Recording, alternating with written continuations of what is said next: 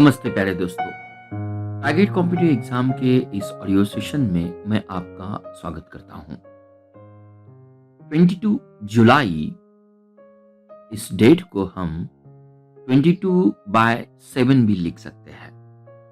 अगर 22/7 ये फिगर अपने सामने आती है तो डेफिनेटली हम 100% कह सकते हैं this value is approximately equal to the pi, और द पाई जो हम सर्कल के परिधि के लिए, पेरीमीटर के लिए या सर्कल के एरिया के लिए जो फॉर्मूला यूज करते हैं उसके अंतर्गत ये पाई आता है। और इस पाई को हम सर्कुलर कांस्टेंट भी कहते हैं। पाई की वैल्यू, पाई एक ग्रीक अल्फा लेटर है या अल्फाबेट्स है। पाई की वैल्यू जो आती है ये 22/7 आती है। तो 22 जुलाई पाई अप्रोक्सीमेशन डे के तहत ऑल ओवर वर्ल्ड में मनाया जाता है। 22 जुलाई को हम पाई सन्निकटन दिवस भी कहते हैं। तो पाई एक मैथमेटिकल कांस्टेंट है, उसे हम सर्कुलर कांस्टेंट भी कहते हैं। पाई की वैल्यू ये सरकमफरेंस ऑफ सर्कल और सर्कल का डायमीटर, उसके बीच का रिलेशन प्रतीत करता है। और ये पाई की वैल्यू ये विलियम जोन्स ने 1706 में उन्हें प्रस्तुत किया था। पाई की वैल्यू 1706 में विलियम जोन्स द्वारा ये प्रस्तुत की गई थी। तो in red between the line 22 जुलाई ये पाई अप्रोक्सीमेशन डे के तहत मनाया जाता है। इसलिए मनाया जाता है कि पाई की वैल्यू जो है 22/7 है। नेक्स्ट बात आती है अमेज़न के एक्स सीईओ जेफ बेजोस, उनका स्पेलिंग आता है JEFFBEZOS। जेफ बेजोस ने उनकी ब्लू ओरिजिन, ये जो कंपनी है, इस कंपनी का New Shepard New Shepard SHEPARD New Shepard अंतरिक्ष यान पर अंतरिक्ष के लिए अपनी उड़ान को पूरी की। अमेज़न के एक सीईओ जेफ बेजोस, उन्होंने न्यू शेपर्ड रॉकेट से अंतरिक्ष में अपनी 10 मिनट की उड़ान सफलतापूर्वक पूरी की। और ये 10 मिनट के उड़ान में उनके साथ उनके भाई मार्क बेजोस, वेली फंक और 18 वर्षीय यात्री ओलिवर डेमन भी थे। यहाँ पे मार्क बेजोस उनके भाई थे, लेकिन वेली फंक ये 82 साल की उम्र में अंतरिक्ष की यात्रा करने वाली सबसे उम्र दराज व्यक्ति बन गए। वेली फंक ये एक लेडीज पायलट थी और जेफ बेजोस के इस न्यू शेपर्ड में उन्होंने पायलट का रोल अदा किया। उसी के साथ न्यू शेपर्ड की जो खासियत थी, 18 वर्षीय ओलिवर डेमन ये अंतरिक्ष की यात्रा करने वाले सबसे कम उम्र के व्यक्ति भी बने। और ये सभी यात्रियों ने अंतरिक्ष में 3 से 4 मिनट के शून्य गुरुत्वाकर्षण का, जीरो ग्रेविटी हम कह सकते हैं, उसको एक्सपीरियंस किया। नेक्स्ट बात आती है कि ब्लू ओरिजिन इस कंपनी का जो न्यू शेपर्ड स्पेसक्राफ्ट है, इसका नाम कहां से है या ओरिजिन कहां पर है। एलन शेपर्ड जो यूनाइटेड स्टेट ऑफ अमेरिका के अंतरिक्ष में पहुंचने वाले पहले अमेरिकन नागरिक थे। न्यू शेपर्ड रॉकेट का नाम इसी एलन शेपर्ड में 1961 में जो अंतरिक्ष यात्रा की थी उसके नाम पर रखा है। लेकिन एलन शेपर्ड का न्यू शेपर्ड ये एक कमर्शियल प्रोजेक्ट है। आने वाले समय में स्पेस टूरिज्म को बढ़ावा देना इसके पीछे का सबसे इंपॉर्टेंट उद्देश्य है। तो ये थे जेफ बेजोस, उनका एलन शेपर्ड स्पेसक्राफ्ट, और उन्होंने एक्सपीरियंस किया जीरो ग्रेविटी को। नेक्स्ट बात आती है, नेक्स्ट हस्ती हमारे चर्चा में है Pedro Castillo. Pedro PEDRO CASTILLO, Pedro Castillo ये इसलिए चर्चा में है कि पेरू के राष्ट्रपति चुनाव में उनको विजेता घोषित किया गया। पेड्रो कैस्टिलो, पेरू के राष्ट्रपति के चुनाव में उन्हें विजेता घोषित किया गया। पेड्रो कैस्टिलो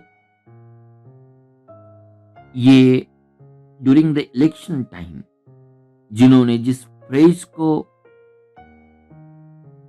हम कहेंगे पॉपुलराइज किया था, वो फ्रेज थी no more poor in rich country. एक अमीर देश में और अधिक गरीब नहीं, इस वाक्यांश की लोकप्रिय बनाने में उसकी भूमिका सबसे इंपॉर्टेंट थी। पेरू की अगर बात आती है तो ये दुनिया का सबसे बड़ा तांबा उत्पादक देश है। यहाँ गरीबी का स्तर लगभग 1/3 आबादी तक बढ़ गया है। ये कंट्री वेस्टर्न साउथ अमेरिका में आती है। कैपिटल उसकी लिमा है, तो उसकी मुद्रा सोल SOL है। अगर हम साउथ अमेरिका का मैप देखते हैं तो पेरू इस देश के नॉर्दर्न पोर्शन में आपको इक्वेडोर और कोलंबिया कंट्री, उसी के साथ पूर्व में ब्राजील कंट्री और साउथ ईस्ट में बोलीविया और दक्षिण में आपको चिली कंट्री मिलता है। हमारे लिए इंपॉर्टेंट सुर्खियां रहेगी पेड्रो कैस्टिलो। तो पेड्रो कैस्टिलो इस साल चर्चा में इसलिए थे कि पेरू के राष्ट्रपति के चुनाव के विजेता के रूप में उन्हें घोषित किया गया, और उनकी जो पॉपुलराइज हम कहेंगे फ्रेज थी no more poor in a rich country. Next बात आती है, DRDO ने स्वदेशी रूप से विकसित किया MPATGM। अभी MPATGM का लॉन्ग फॉर्म है MP stand for man portable, AT stand for anti-tank and GM stand for guided missile। तो स्वदेशी रूप से DRDO ने जो MPATGM का सफलतापूर्वक उड़ान परीक्षण किया है। हमारे लिए man portable anti tank guided missile क्या है ये समझना इंपॉर्टेंट है। ये missile state of art miniature infrared imaging Sikar से एक इक्विप्ड है। इंफ्रारेड इमेजिंग सीकर से इक्विप्ड होने वाला as the name itself mention a man portable launcher है, और लॉन्चर होने के साथ ये थर्मल साइट से इंटीग्रेशन करके किसी भी टैंक को ये खत्म करने में ट्रायल में उन्होंने सक्सेसफुल रिजल्ट भी दिखाए थे। तो man portable anti tank guided missile ये DRDO का स्वदेशी रूप से विकसित किया गया सफलतापूर्वक उड़ान परीक्षण था। ये बात हमारे लिए उतनी ही इंपॉर्टेंट होगी। नेक्स्ट बात आती है लिवरपूल। हम सभी लोग जानते हैं लिवरपूल ये इंग्लैंड का सिटी है। लिवरपूल हाल ही में चर्चा में इसलिए था यूनेस्को की वर्ल्ड हेरिटेज साइट स्टेटस में जो लिवरपूल के लिए विश्व धरोहर स्थल का दर्जा दिया गया था, लिवरपूल ये दर्जा हो चुका है। ये यूनेस्को ने धरोहर की लिस्ट की सूची में लिवरपूल को इसलिए हटाया कि लिवरपूल एक ऐतिहासिक पोर्ट सिटी थी, लेकिन हाल ही में न्यू डेवलपमेंट की वजह से जो ऐतिहासिक नेचर या ऐतिहासिक लिवरपूल की बिल्डिंग जो थी, ये समवॉट एक्सटेंड, ये उसके ऊपर अधिक प्रभाव पड़ा और लिवरपूल यूनेस्को की वर्ल्ड हेरिटेज साइट में उसे हेरिटेज का दर्जा 2004 में मिला था।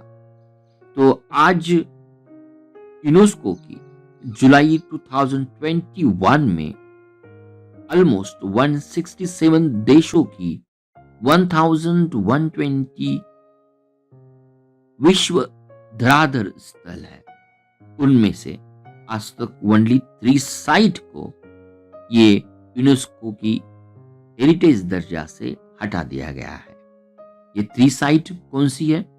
तो जुलाई 2021 में लिवरपूल की विश्व धराधर का दर्जा होने वाली तीसरी साइट है। उसके पहले जर्मनी की ड्रेसडेन एलबी वैल्यू, जर्मनी की ड्रेसडेन एलबी वैल्यू और ओमान का अरेबियन ओरेक्स सेंचुरी और ओमान का अरेबियन ओरेक्स सेंचुरी, ये दोनों साइट में जो विश्व धराधर की साइट में थी, आज उन्होंने दर्जा खो दिया है। तो लिवरपूल एक मॉडर्न डॉक टेक्नोलॉजी को डेवलपमेंट करने में एक पायोनियर सिटी था। At the same time transport systems और पोर्ट मैनेजमेंट आज हर एक पोर्ट सिटी में इंप्लीमेंट किया जाता है। उसका ओरिजिन आपको लिवरपूल इस सिटी से मिलता है, लेकिन रिसेंटली कुछ डेवलपमेंट होने के बावजूद उनका जो ऐतिहासिक फैब्रिक था कहीं डिस्टर्ब हो गया था, इसलिए लिवरपूल को यूनेस्को की वर्ल्ड हेरिटेज साइट से हटा दिया गया है। नेक्स्ट बात आती है 2032 का summer Olympic games and para Olympics Australia के ब्रिस्बेन में आयोजित किया जाएगा या ब्रिस्बेन 2032 का Olympic and para Olympic game को मेजबानी करेगा। इंटरनेशनल ओलंपिक कमेटी ने यह ब्रिस्बेन की ऑस्ट्रेलियन सिटी को 2032 के लिए मेजबानी करने का मौका दिया है। अगर हम ऑस्ट्रेलिया की बात कर लेते हैं तो ऑस्ट्रेलिया की मेलबोर्न सिटी 1956 में, सिडनी 2000 में और 2032 में ऑस्ट्रेलिया की ब्रिस्बेन सिटी ओलंपिक गेम का आयोजन करेगी। यूनाइटेड स्टेट ऑफ अमेरिका के बाद ऑस्ट्रेलिया ये सेकंड कंट्री है, उसके अलग अलग 3 कंट्रीज ने 3 ओलंपिक गेम का आयोजन किया है। उसकी नजर हमें यह भी मालूम होना चाहिए ओलंपिक गेम्स 2020 की मेजबानी टोक्यो जापान कर रहा है। ओलंपिक गेम 2024 की मेजबानी पेरिस फ्रांस करेगा। ओलंपिक 2028 की गेम्स की मेजबानी लॉस एंजल्स यूनाइटेड स्टेट करेगा और ओलंपिक गेम्स 2032 की मेजबानी ये ब्रिस्बेन करने वाला है। नेक्स्ट बात आती है इंटीग्रेटेड टेस्ट रेंज, जिसे हम ITR कहते हैं, जो ऑफ द उड़ीसा कोस्ट से DRDO ने न्यू जनरेशन आकाश मिसाइल का सफल परीक्षण किया है। ये आकाश मिशन हवा में मार करने वाली एक नई पीढ़ी की मिसाइल है। उसका नाम भी आकाश यंजी आता है और ये इंडियन एयरफोर्स द्वारा किसी भी इंटरसेप्शन के लिए या जो भी फास्ट एजाइल एरियल थ्रेट होगी उसको न्यूट्रलाइज करने के लिए काम में उपयोग किया जाएगा। आकाश यंजी न्यू जनरेशन का जो मिसाइल है उसे DRDL। DRDL का लॉन्ग फॉर्म है डिफेंस रिसर्च और डेवलपमेंट लैबोरेटरी, हैदराबाद स्थित। उन्होंने उसको डेवलप किया है। जो कुछ इंपॉर्टेंट मिसाइल हमारे इंडिया के पास है उसमें आता है अस्त्र, ये हवा से हवा मार करने वाला 18 to 110 किलोमीटर रेंज वाला अस्त्र है।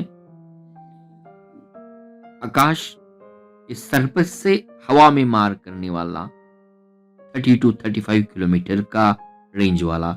नेक्स्ट मिसाइल है धनुष, ये जहाज से सरफेस पर या जहाज से जहाज के ऊपर मारा करने वाला 350 किलोमीटर का।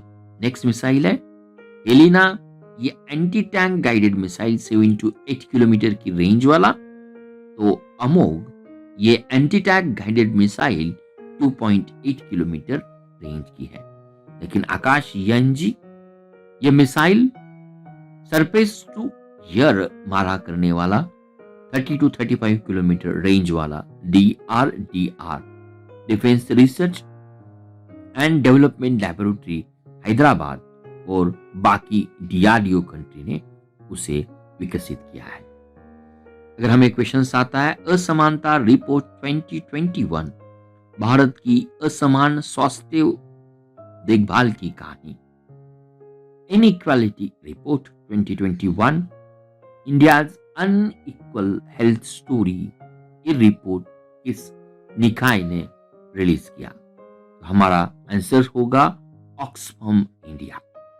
ऑक्सफैम इंडिया ने inequality report 2021, India's unequal health care story, इस रिपोर्ट को रिलीज किया।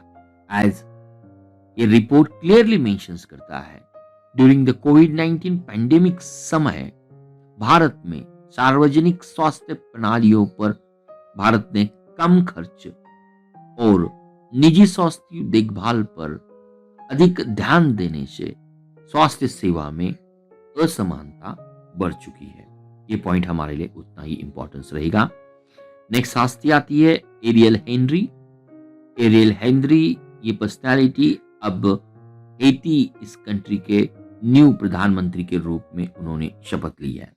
एरियल हेनरी, ये हेती एक कंट्री जो कैरिबियन आइलैंड में आता है, उन्होंने न्यू प्रधानमंत्री के रूप में शपथ ली है। नेक्स्ट अगर एमसीक्यू आता है भारत के किस हाई कोर्ट में औपचारिक रूप से लाइव स्ट्रीम शुरू करने वाला पहला न्यायालय की उपाधि हासिल की है? तो Gujarat high court becomes the India's first court formally start the live stream of the proceeding. Bharat के chief justice of India NV Ramana ने बर्थ एनिवर्सरी ऑफ फॉर्मल वायु चंद्रचूड़ की 101 बर्थ एनिवर्सरी पर इस गुजरात हाई कोर्ट की लाइव स्ट्रीमिंग का ओपनिंग किया है। तो हमारे आर्टिकल या अनुच्छेद 19 भाषण और अभिव्यक्ति की स्वतंत्रता का अधिकार का एक पहलू है कि अदालती कार्यवाही को लाइव स्ट्रीमिंग किया जाएगा। तो उच्च न्यायालय 26 अक्टूबर 2020 से अपने YouTube चैनल पर कार्यवाही की लाइव स्ट्रीमिंग कर रहा है। हमारे लिए एमसीक्यू होगा, किस उच्च न्यायालय ने भारत में सबसे फर्स्ट बार लाइव स्ट्रीमिंग की और उसके लिए कौन सा अनुच्छेद मोर प्रॉपर है?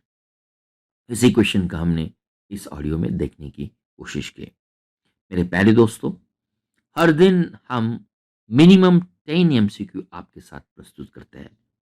रोज अगर आप हमारे साथ जुड़े रहेंगे तो इट इज 101% ट्रू, आपके लिए इस ऑडियो सेशन डेफिनेटली एक महत्वपूर्ण साबित हो सकता है। विद प्रोफेसर बीस positive way. Thank you for watching Target with Professor B's Positive Way. We request you to be a voluntary donator to become our Prime and Pride Motivator.